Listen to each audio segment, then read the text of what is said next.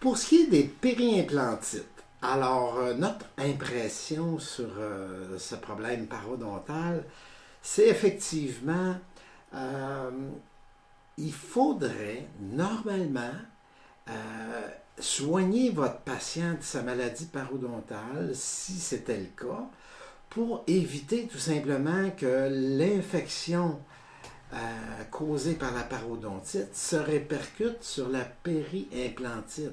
Alors, l'idée d'un patient qui souffre de maladie parodontale, qui perd ses dents ou à qui la maladie est trop avancée et qu'il faut enlever ses dents, d'aller poser des implants, c'est pas la meilleure idée parce que c'est là, effectivement, qu'on a le plus de risques de se retrouver en périimplantite. Alors, idéalement, si je vous donne un exemple, patient qui a encore ses dents en bas, et puis vous allez placer des implants au maxillaire supérieur, ben, il faudrait le soigner de sa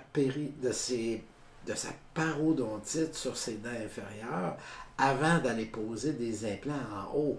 C'est un peu comme le bon chirurgien va tout bien désinfecter sa salle opératoire, la chambre d'entrée, tout ça, désinfecter les mains, les appareils et tout bien stérilisé. Et puis quand on arrive en bouche, le patient est en infection parodontale et on va placer des implants dans un milieu d'infection parodontale.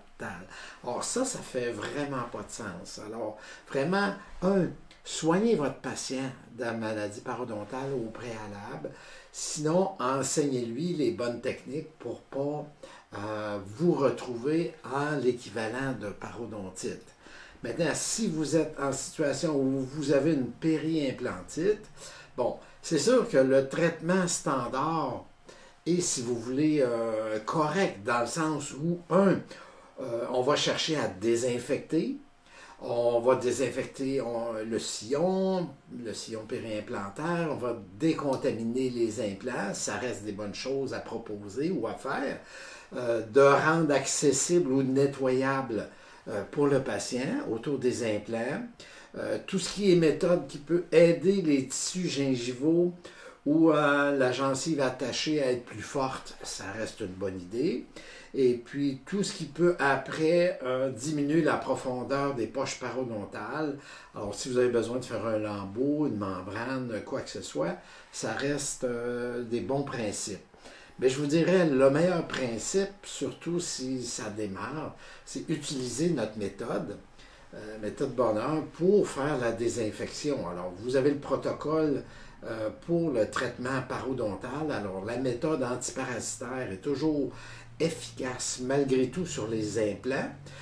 On peut moins prédire le résultat parce que sur les dents, c'est relativement facile. Et sur les dents, on a une croissance osseuse au pourtour des dents. Surtout quand les défauts sont moindrement verticaux. Sur les implants, ben, le défaut est en forme de sous-coupe. Alors là, on a plutôt un défaut horizontal. Alors, c'est difficile pour l'os d'aller se reformer. Mais reste que si vous êtes en début de périimplantite, appliquez notre méthode de désinfection. Ensuite, décontaminer l'implant ou enlever les débris ou tous les facteurs locaux là, qui vont contribuer à la périimplantite au départ. Alors, vous pouvez utiliser notre méthode telle qu'elle sur les problèmes de périimplantite sans gêne. Une chose qui est importante à ne pas oublier, utilisez le microscope pour vérifier votre microbiote. Parce que le microbiote périimplantaire est le même que celui des parodontites. Alors, dans notre publication, dans le journal Actualité odontostomatologique, traitement antiparasitaire en 2013, on a étudié 35 patients souffrant de périimplantite. On a vérifié le biofilm. Et dans 34 cas sur 35, alors c'est à peu près au moins 96%, on retrouve exactement le même biofilm avec les parasites. Et ce qu'on a retrouvé, c'est des amibes dans 96% des situations. Alors, exactement le même phénomène que les périimplantites.